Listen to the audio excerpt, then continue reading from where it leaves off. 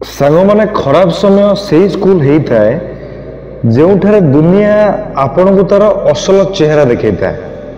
समस्ते कहती कि मु तो सहित अच्छी हेले जेमिति समय बदल लगे से लोक मैंने गायब हो लगते। आचार्य चाणक्य कहते दुनिया रे वास्तव में तुम निजर किए तार परीक्षा तुम भल समय नुहे तुम खराब समय होता है। तो सांग माने आज आम जाना कि खराब समय क्यों मैंने आपण हाथ छाड़ी दियंती आ क्यों मैंने आपण सहित छिड़ा हुअंती। आचार्य चाणक्यंकर ही गोटे वाक्य पूरा जीवन सत्य देखा दिए ताहा हेउची संकट समय ही मित्र और शत्रुर परिचय होता है। यार माने कौन?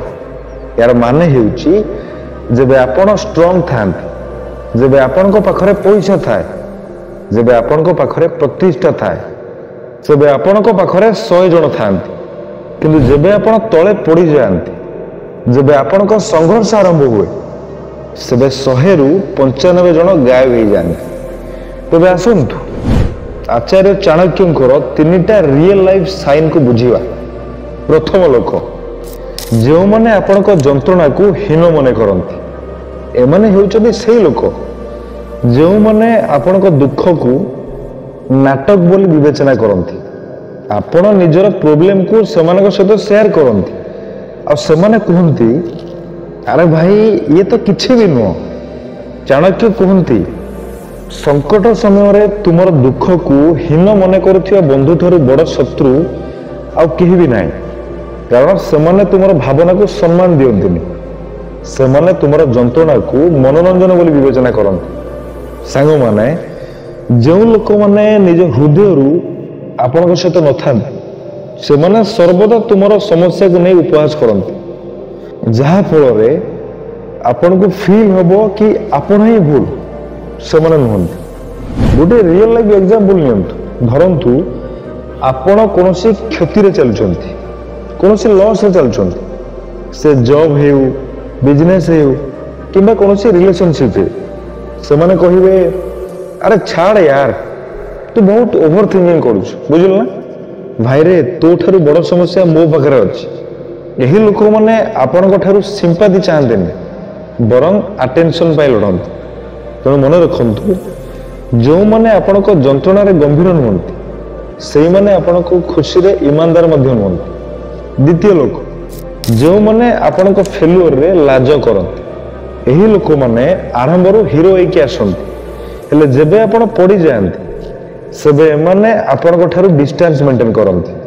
आचार्य चाणक्य कहती संकट समय रे जो मित्र पछक हटि जाए ता संग तुरंत त्याग कर कारण यही लोक माने आपण को हार को तांको निजरा इनसल्ट बोली भावंती कारण जेबे आपण सक्सेस होंती सेबे सेमाने आपण को सहित सेल्फी नियंती आपण को सक्सेस रो ग्लो शेयर करंती किंतु फेल्युअर रे सेमाने आपण को छाई सहित रहिया पई भी भलो पांते।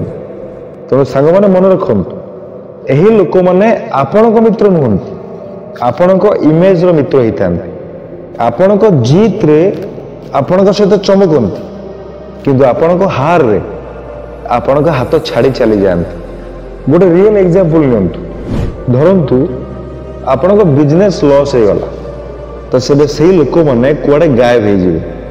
धरंतु आपण को चाकरी चली गला तो से माने कहिबे भाई रे एबे टिके व्यस्त अछि परे कथा हवा एमती कहि साइड हो जिवे। धरंतु आपण को रिलेशनशिप भांगी गला तो एमाने कहिबे अरे यार मोर भी प्रॉब्लम चलछि। तेणु सांग माने जे आपण को खराब समय रे आपण को साथ दियंतिनी से माने केबे भी आपण को निजर नुहंती। तृतीय लोक हेउछि जो माने कि आपण को रिसोर्सेस शेष होगा मात्र ही आपण को हाथ छाड़ी दियंती ए माने सबुठारु डेंजरियस कैटेगरी रे जानती सेल्फिश अपॉर्चुनिटीज। चाणक्य कहती जेउठी लाभ थाए सेठी मिछ संपर्क उत्पन्न होता है जे पर्यंत आपण सेमानक कामरे लागू थांती से पर्यंत सेमाने आपण को भाई सांग यार बोली कहती हेले जेमिति आपण को पावर कमी जाए पैसा सरी जाए सेमाने निज निज रास्ता बाछि नियंती ଯେବେ ସେମାନଙ୍କ ପାଖରେ ଆପଣଙ୍କର କିଛି ଆବଶ୍ୟକତା ପଡ଼ିଥାଏ ସେବେ ସେମାନେ ଅନଆଭେଲେବୁଲ ରୁହନ୍ତି, ମେସେଜ ଦେଖନ୍ତି କିନ୍ତୁ ରିପ୍ଲାଏ ଦିଅନ୍ତିନି, ଆପଣଙ୍କୁ ହେଲ୍ପ କରିବା ପାଇଁ ବାହାନା କରନ୍ତି, ଆପଣଙ୍କ ଆଚିଭମେଣ୍ଟରେ ଜେଲସ୍ ଫିଲ୍ କରନ୍ତି। ଏବେ ଯିବା ସେକେଣ୍ଡ ପାର୍ଟକୁ। ସେକେଣ୍ଡ ପାର୍ଟରେ ଆମେ ଜାଣିବା କି କେଉଁ ଲୋକ ଯିଏକି କେବେ ବି ଆପଣଙ୍କ ସାଥ ଛାଡ଼େନି। ତ ସାଙ୍ଗମାନେ, ଖରାପ ସମୟରେ ଯଦି 100 ଜଣଙ୍କ ମଧ୍ୟରୁ 95 ଜଣ ଆପଣଙ୍କ ହାତ ଛାଡ଼ି ଦିଅନ୍ତି, ତେବେ ଅବଶିଷ୍ଟ 5 ଜଣ ଆପଣଙ୍କ ସହିତ ରୁହନ୍ତି। ସେମାନେ କିଏ? ଚାଣକ୍ୟ କୁହନ୍ତି, ଦୁଃଖରେ ଯିଏ ସାଥ ଦିଏ ସିଏ ହିଁ ପ୍ରକୃତ ମିତ୍ର ହେଇଥାଏ, ସିଏ ହିଁ ପ୍ରକୃତ ବନ୍ଧୁ ହେଇଥାଏ।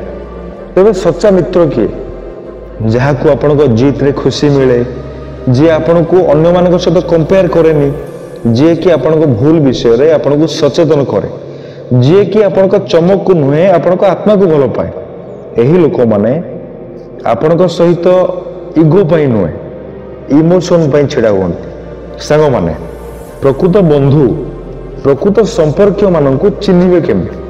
ଚାଣକ୍ୟ କୁହନ୍ତି, ନିଜ ଜିତରେ ନୁହେଁ ନିଜ ହାରରେ ଦେଖନ୍ତୁ। ଯେଉଁଦିନ ଆପଣଙ୍କର ସବୁକିଛି ଶେଷ ହେଇଯିବ, ସେହି ସମୟରେ ଯେଉଁମାନେ ଆପଣଙ୍କ ପାଖରେ ଛିଡ଼ା ହେଇଥିବେ ସେଇମାନେ ହିଁ ଆପଣଙ୍କର ପ୍ରକୃତ ବନ୍ଧୁ। ସଚ୍ଚା ବନ୍ଧୁ, ସଚ୍ଚା ସମ୍ପର୍କୀୟ ସିଏ ହେଇନଥାଏ ଯିଏ ଆପଣଙ୍କ ସହିତ ମିଶିକି ଖାଏ, ବରଂ ସିଏ ହେଇଥାଏ ଯିଏ ଆପଣଙ୍କ ସହିତ ଉପାସ ରୁହେ କିନ୍ତୁ ଆପଣଙ୍କୁ ପଢ଼ିବାକୁ ଦିଏନି।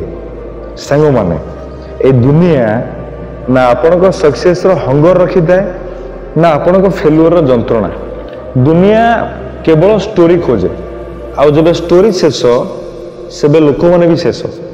ଏଥିପାଇଁ ଧୀରେ ଧୀରେ ବୁଝିବା ଶିଖନ୍ତୁ, ପ୍ରତ୍ୟେକ ହସୁଥିବା ଚେହେରା ମିତ୍ର ହେଇନଥାଏ, ଆଉ ପ୍ରତ୍ୟେକ ଚୁପ୍ ଥିବା ମଣିଷ ଆପଣଙ୍କ ଶତ୍ରୁ ହେଇନଥାଏ।